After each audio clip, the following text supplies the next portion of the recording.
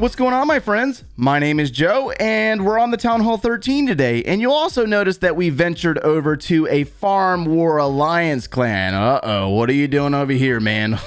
I'm about to show you today, rush-based players, there is hope for you yet. So I understand that I am very late to the Barbarians and Archers taking down a Max Town Hall 13 game, or that little party that's going on, because our boy clashed with Eric. Man, good job, man. Way to capture that one. That is awesome stuff. But what's really cool about it is that Eric captured a professional style player in Klaus from the Queen Walkers. They were over in the World Championships recently, and he was able to 3-star a base with a Max Town Hall 13, taking on a Max Town Hall 13.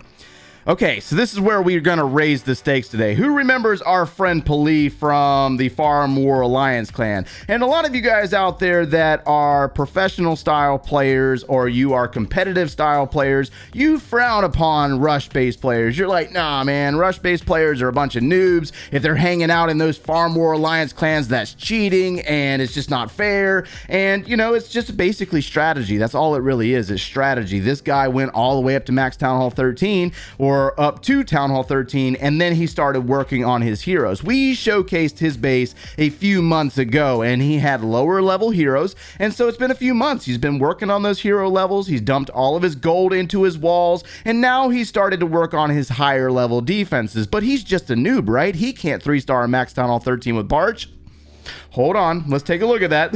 So let's go ahead and jump into the Clan War Leagues. Day 1, number 1 attack on the map. The first base, and Paley's gonna go in on what appears to be fully maxed out. This is fully maxed out Town Hall 13. Watch this, here we go. This is where we get to see how broken this level really is with those super wizards. Now, I'm not going to down this because we're having fun with it right now while it's broken, so have your fun while you can. So we got that Lava Hound leading the way. And that battle blimp's going to go above this section. First invisibility spell is going to be dropped. A rage spell is going to be dropped. And watch those super wizards work, boys. Here we go. Super wizard's going to eliminate a scatter shot, taking down an eagle, taking down the town hall itself, pulling out the clan castle troops, destroying the other scatter shot. And look how much of the village has been destroyed by the super wizards. Come on, man. Are you serious with this? This is I'm telling you, have your fun now, because that is going to more than likely be taken away from us in the upcoming future. When, I don't know, but we're going to have a little bit of fun while we can with it, right? So here goes our archers and our barbarians. There's no mortars left over in this area, so we don't really have to worry about them because they're on the upper portion of the village. We got barbarians and archers placed on the left side of the screen. Here comes our barbarian king and our archer queen. You will notice that Paley did use a hero potion to boost up the level of his troops. Now watch this. Here we go with the skeleton spell being dropped on that single target inferno tower. There's no wizard tower in range, so this works out perfectly for the royal champion to go in and take down that defense while the skeleton spell is kind of distracting it. It's really nice to see that the invisibility spell and the skeleton spell have really kind of taken over the game at this point, because for a long time a lot of players weren't necessarily using that skeleton spell. So the royal champion coming up through the upper portion of the village, going across the compartment, taking down an archer tower while the skeleton spell is distracting that other single target inferno tower. The royal champion's ability hasn't even been used yet, guys. Are you serious with this? I mean, come on, dudes. So the thing is just going to basically keep going the same exact way all the way around. Barbarians and archers distracting defenses, invisibility spells being dropped on the archer queen, trying to keep her alive. Unfortunately, he did lose his queen, but the royal champion's going to come around the back end on another distracted inferno tower. Her ability will be used. She's going to do damage to multiple defenses while the barbarians and archers just kind of finish up the attack. So we're going to go ahead and speed this one up, that way you can see the army for yourself if you are interested in doing something like this. I mean, this is not necessarily my cup of tea because I'm a big chicken when it comes to trying stuff like this, but well done, Paley. Way to show the rush-based community how it's really done.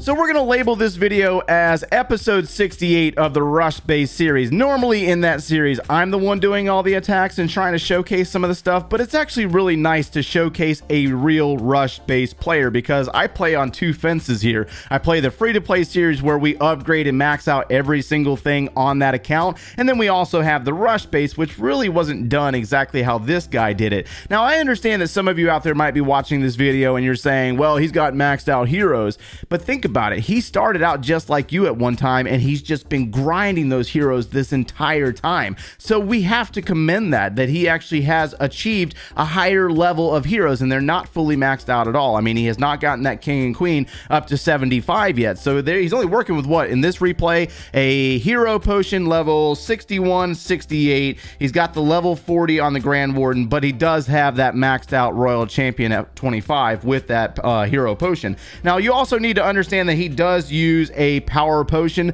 He does have maxed out troops for Town Hall 13, so technically it could be the same thing, but at the end of the day, when we think about a rush-based player, we instantly like to think a newbie style player that doesn't know anything about the game. And this is where I have to beg to differ on that situation, because he comes in on this village. Now I'm going to point out some things about this village that really stand out why this was possible. So you got this center placed town hall, and around the town hall everything is placed really close together. There is only one tile difference between the scatter shots themselves and the town hall itself. So if you can get that battle blimp to this area and take out this section, realistically you've taken out a bulk of the heavyweight defenses, especially when you have another one tile gap in between these expos and this eagle artillery. So we're going to bring in the battle blimp first. Now he uses a lava hound instead of your typical coconut balloon because he needs a lot of tank to get to the center of this village.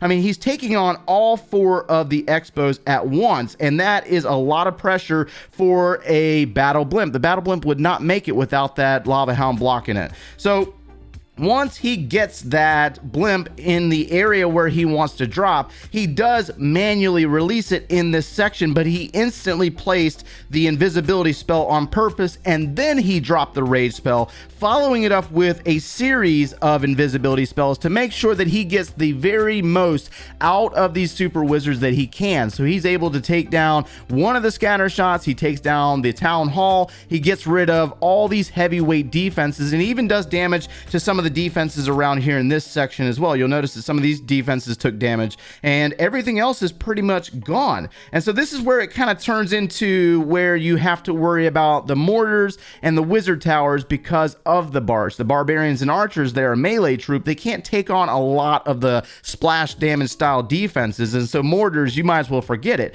Now the rest of this village is really kind of shaped perfectly because you got the single target, and that kind of scares off a lot of people. You don't really want to use dragons versus single targets because they tend to roast it really fast, or the electro dragons in this case. And so if you notice this little section of the village where you can basically follow this line of buildings up through here with your heroes, the king and the queen, and that's exactly what he does. And if the queen can take out these wizard towers, you're really kind of home free in the sense of using your barge, and that's exactly what he's going to do with the barbarians and archers starting us out on the bottom side of the village, pulling those little skeletons out of the base to where he can try to keep those distracted. And he's very patient with his attack. That's something very important to take away from it, is that he's not necessarily just spamming his troops. He's very patient with the attack, and he can afford to do so, minus once he gets into range of these wizard towers. So he's got the barbarians and archers on the left side of the screen, and you notice that he targets that zone where he's going to walk that king and the queen up into the village. That's why he took out these buildings first with his barbarians and archers.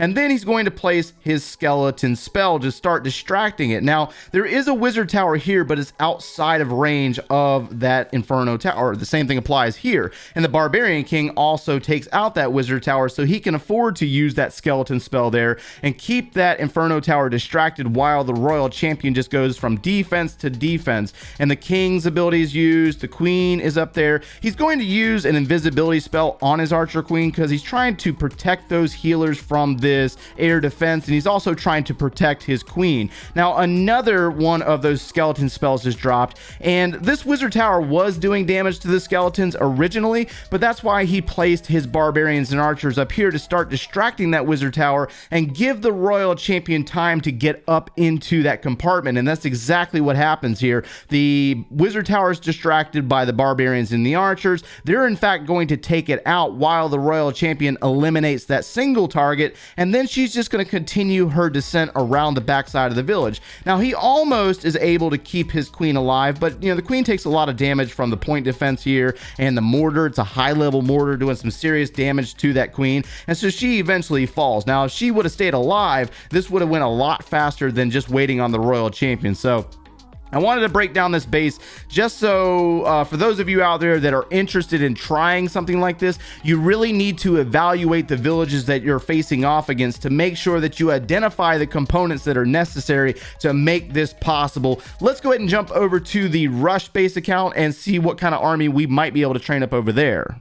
Well, we're on the Joe version 4 account, and we're not even on police level yet. Look at this. I mean, we're not even close. Look at those walls. They're not even like close to being maxed out walls. I mean, the queen, she's only like level 50. I mean, we've been working really hard on this over the last year, but we are not on police level. And we do have the power potion though, but we don't have the king. We don't have the royal champion. And when I review attacks like we just did a moment ago, I know for a fact that I cannot do that attack on any maxed out Town Hall 13. It's just not possible. We're just not on that level yet, so we're gonna leave that one on Paley. He's amazing. He did phenomenal work. We're gonna go ahead and finish up this video with a farming raid. I mean, I need loot. I need a lot of loot to make it possible to be on Paley's level, and this is what we're gonna have to do. Now, we do not have any clan castle troops, but we do have our archer queen that we could do some queen walking, so let's go ahead and drop a balloon and some healers. And looks like we got some really low level. This is a very rushed base, guys. Oh my gosh, look at this.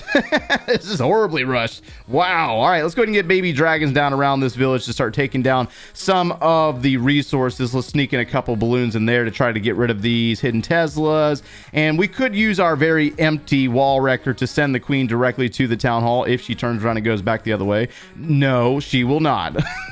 That's about right, boys. That is about right. Let's go ahead and get a couple of wall breakers down maybe. Did they target it before she took out that cannon? They did. All right, very nice. Now we got a very empty wall wrecker that just arrived and died. That's just one of the downsides of not having clan castle troops. And a lot of times I tend to raid without clan castle troops because I get so many complaints from players saying, that they can't get CC troops, they can't get the siege machines. But as a Town Hall 12, if you have built your siege machine workshop, you should be able to train your own siege machines. So that's really, really cool, right? And that's why a lot of players tend to rush anyways.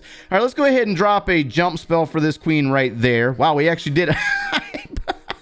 I mistouched the screen. It just went like the wrong way, but it kind of slid into dropping the jump in the right place. I can't believe we did it, but we were able to drop that jump in the right place. Let's go ahead and drop a few baby dragons here and freeze these defenses to give them some time. Queen's working out really well in there. Let's go ahead and rage her up one more time to get rid of that baby king, and then we're gonna finish up with the 3-star over here, I think. Let's go ahead and dump this giant to block that wizard tower, drop an archer, get rid of those two wall breakers. Let's freeze that, and let's dump this poison spell that we didn't need, and we didn't even need the queen's ability, but we did walk away with a massive chunk of loot. So hopefully you got something out of today's video, guys. Like I said, as a rush based player, you can do it too. You just got to put in the work on the bases that you're playing. I mean, I understand that not everybody grinds the game like Paley does, but if you really, really want to get to that level, it is possible. The Gold Pass does speed up the options for you. If you are free to play, then it's just going to take you way longer. It's just the reality of the game when it comes to that. I know you want to hear that there's an easier way, but there really and truly is not. If you enjoyed the content, make sure you leave a like on the video, subscribe if you have not done so already, and if you like watching us quite regularly, turn on those notifications. If you need any additional video support or you want to see the Rush Base series from the very beginning, click one of those links over there, and we will see you in the next one, guys. Take care.